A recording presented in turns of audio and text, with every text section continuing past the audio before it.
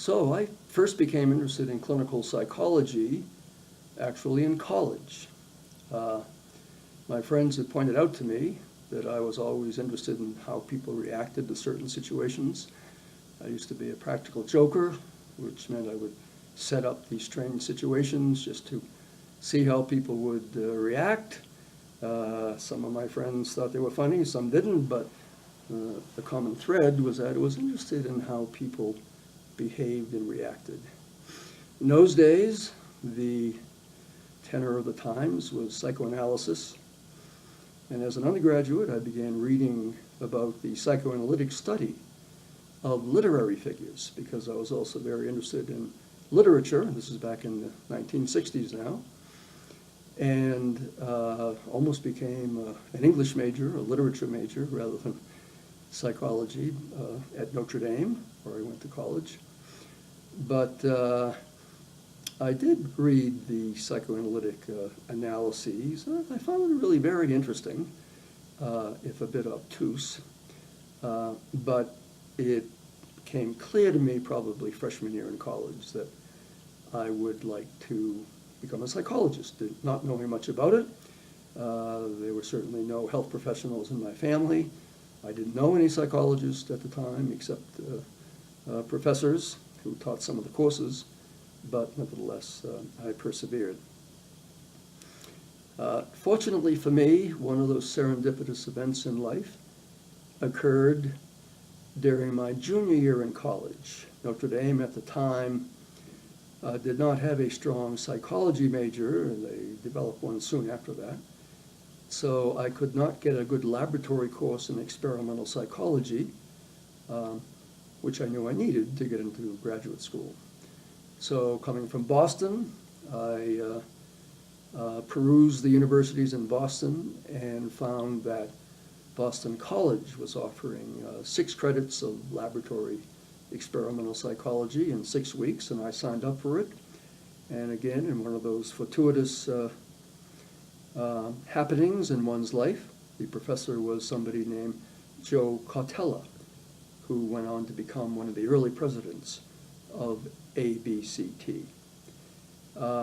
Joe influenced me very deeply, that even though the prevailing point of view was psychoanalysis, that we had to go about establishing a firm scientific basis for what we did, not only in psychology as a whole, but in clinical psychology in particular. That was not a view that was widely shared at the time. And this view resonated very strongly with me. And after graduating from college, I actually went back to Boston College just to continue working with Joe Cautela, who at the time was experimenting, this is now the middle 60s, so it was still very early, experimenting with some of these very new behavior therapy techniques. And in fact, Joe Cautela, following this trend, at that time took advantage of some opportunities offered by a South African psychiatrist named Joseph Wolpe, who is widely considered to be one of the founding fathers of behavior therapy, who at the time had emigrated to Temple. He was in South Africa, but was very much against the apartheid regime there and had escaped literally with the clothes on his back. Ended up in the States at Temple University in Philadelphia. And Joe went to study with him for a summer, learning about some of the new behavior therapy techniques, particularly systematic desensitization used to treat phobias. So he came back from that. I began working with Joe, and when I graduated, when I got my master's at BC, they at the time were not offering the Ph.D., so I looked around the country, really around the world, for doctoral programs that had at least some offerings relating to behavior therapy. They were few and far between, but I did find 2 people at the University of Vermont who were working in this area. One was a psychiatrist, Stuart Agris, who went on to spend most of his career as a full professor at Stanford, working in eating disorders, among other things, and had a distinguished career. And the other was Harold Leitenberg, an experimental psychologist who also went on to be an early proponent of behavioral techniques. And having just come from training with Wolpe myself in the summer of 1966, something Joe Cotella arranged, and having the privilege of working with Wolpe, I arrived in Vermont in 1966 and spent 3 years in some of our earliest publications on behavioral techniques came from that era. So these three people had very large influences on my career. When I graduated, Stuart Agris was ready to become a chair of psychiatry, and he asked me to actually go and search with him for a proper venue, again, realizing that all of the departments of psychiatry were wall-to-wall psychoanalysts at the time. And he found a very small department in a kind of what at the time was an out-of-the-way state, the state of Mississippi, the medical school down in Jackson, Mississippi, that was looking for a chair and had a number of positions to enable hiring a lot of new people. And basically it was a wide open department. They did not have an established clique. And he came back one day and said, "David, I think I found the place. I'd like you to take a look at it." And I said, "Oh, where is it?" And he said, "Well, it's a place called Mississippi." Well, of course, that was the height of the civil rights era. And a boy born and bred in Boston, hardly been out of New England, that seemed like a great leap. But I went down and looked at it. The people were extremely hospitable. Most of the segregation battles were over by then. Not that a lot of the bias and prejudice was over, but nevertheless, the medical center was a very cosmopolitan place, and we spent 5 productive years there. And I established an internship. And then Stuart Agris accepted a position at Stanford, and shortly after that I moved to Brown University, it's now 1975, and established the internship program at Brown University after having established one at the Mississippi Medical Center. So I had an early interest in cognitive behavioral treatments, and that was really how it germinated. Once again, a series of fortuitous, serendipitous events.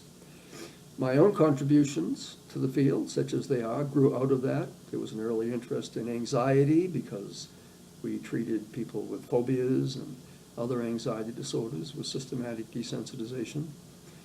Harold Leitenberg was trained as an operant psychologist, experimental analysis of behavior, and together we took some of the procedures emanating from the laboratories of operant psychology, the animal laboratories, developed really right from Skinner's work, focusing on single organisms, and we developed something that came to be called single-case experimental designs, that we were actually looking at functional analyses within individual patients of certain treatment components.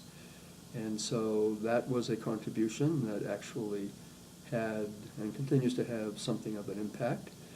And using that kind of methodology and our interest in anxiety and related disorders, what we now call emotional disorders, most of my career has been focused on that. Now, we've come from the days when those of us who were cognitive behavioral in orientation were in a distinct minority and really not respected, certainly by our peers or by policymakers, and by the press, who would often be equated with brainwashers and Clockwork Orange, which was a popular movie at the time. We've come from a position where our kind of evidence-based, scientifically generated approaches to psychological treatments have become the first-line treatments, and we're continuing to make advances. And one can see this by looking at the success they've had in the United Kingdom with the program to advance psychological treatments, IAPT they call it, where basically the whole National Health Service has adopted these treatments as first-line treatments, particularly for anxiety and depression rather than drugs. We've seen the success in the VA system, where they've spent billions of dollars hiring thousands of psychologists to implement evidence-based treatments, particularly for PTSD, but also for other disorders throughout their system. And clearly, the cognitive behavioral techniques, the time has come for these evidence-based procedures. We still have a lot of work to do in terms of best disseminating these treatments. It's much easier in single-payer health systems, such as the UK, other places in developed countries. But we're making great progress in that area. Within the organization, ABCT, there are some of the most vibrant interest groups working on dissemination and implementation. And while the spread of new ideas is very difficult business in any field, not just in mental health or health, but across the board, nevertheless, we are making progress. We are paving the way.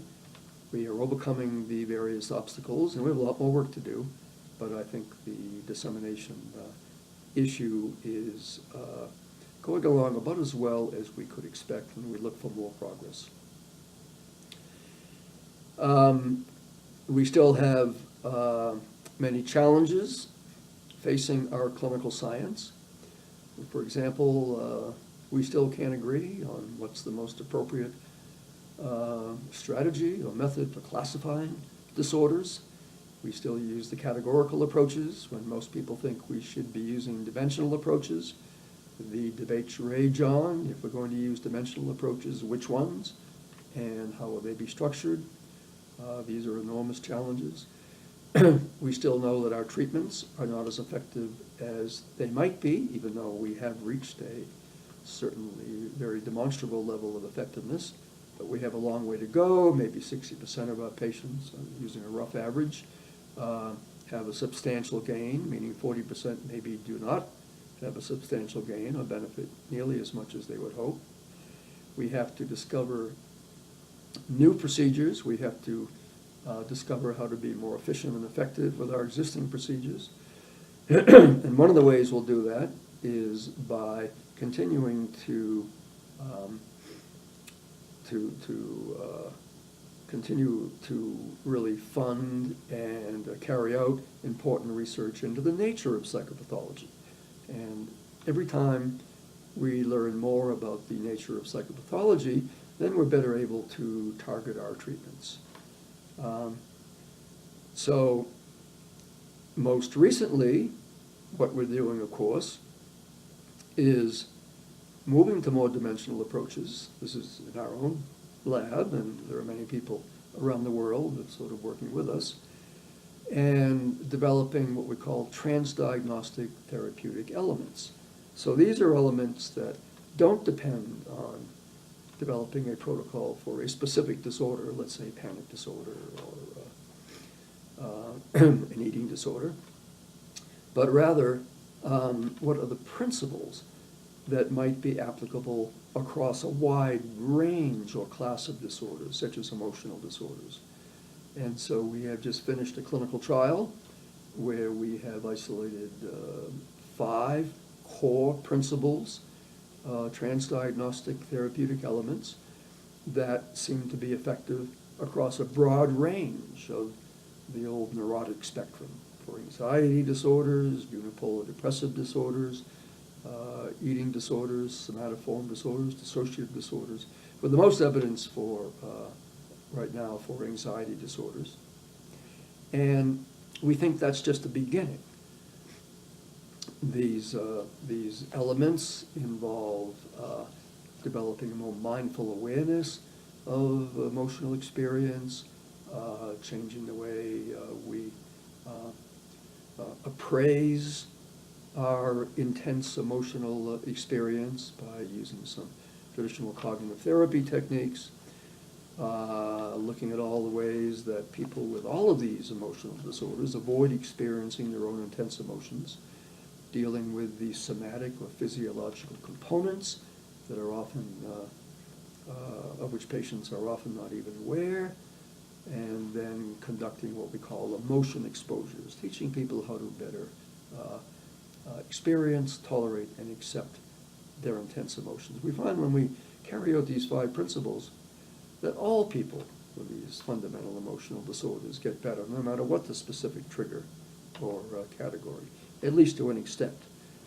Obviously, there's a lot of work to do, and we need to do better than we have. But we're working on this. We see over the next 10 years a greater emphasis on these transdiagnostic therapeutic elements. There are people also looking at other elements that are transdiagnostic that we need to look on, such as increasing positive affect, in addition to dealing with a strong negative affect in the ways that I've just described, or neuroticism, if you like, temperamental variables. We think we can make better use of some of the factors that really play a role in most therapies, specifically expectancies on the part of the patient. One of the problems is that we know that patient expectations about positive outcomes affect the outcome, but most of that knowledge is correlational. We've never taken the next step, which is, all right, how do we best operationalize this and deliver it in a way that will enhance our treatments? There are important work going on in sleep, and we know that difficulties with sleep and sleep deprivation due to various causes contribute substantially to psychopathology. So I think we're coming up with a number of transdiagnostic elements that we can mix and match so that they're most appropriate for a given patient. So at least that would be in the future. That would be the ideal. So that's the work that lies ahead of us. One of the reasons that ABCT has really had such an enormous impact and is so successful on this, the eve of our 50th anniversary. And by the way, I was at the first meeting some 50 years ago, so I watched it grow over the years. And at a time when all other professional organizations are shrinking or dying on the vine, losing members, not getting any new members, ABCT continues to grow, continues to expand, continues to just be a source of energy for all of us at the meeting, through the journals, through the listservs. And it's been my professional home now for 50 years, and there won't be too many more years, obviously, but nevertheless, it is a place where you can become inspired to carry out the work in front of us.